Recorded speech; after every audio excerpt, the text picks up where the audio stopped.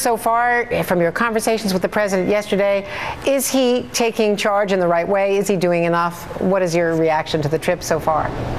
Well, listen, we appreciate the president coming down and spending the night, and I actually thought the meeting yesterday accomplished a good bit. We have some boat owners, some shrimpers, some charter captains whose boats can be used, and the president, I think, is about to take ownership of that and allow these people who actually are losing their livelihoods to get out there and be part of the solution.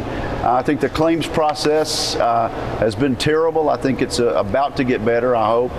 And there are a number of things that we can do. I'm grateful that the administration is prepared to allow shallow water drilling, which is a whole different safety issue, to resume again, because we don't have the safety problems with shallow water drilling that we do with deep water. So I think there's progress being made, and I thought we had a very business-like, productive meeting yesterday.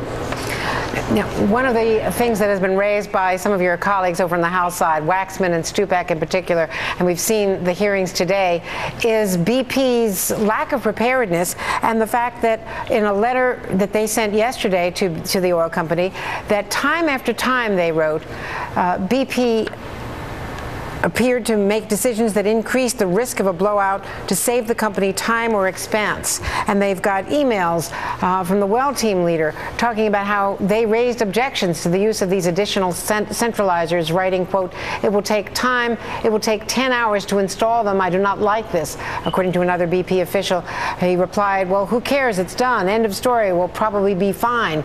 And then the drilling engineers said in these emails, "It's been a nightmare well, which has everyone all over the place." So they were clearly rushing ahead and not using even best practices for the industry here in the United States.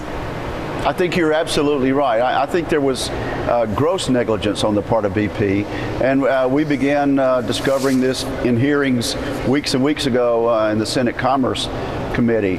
And I have to commend the press on this. The press has done a lot of investigation, brought a lot out that is benefiting House and Senate committee members. So yes, it looks bad for BP, and it should, because they took some shortcuts. I think they were counseled not to do that, and in many cases there were people pleading that they not take the shortcuts, and the American people, and particularly the people in my section of the country, are paying a very high price for it.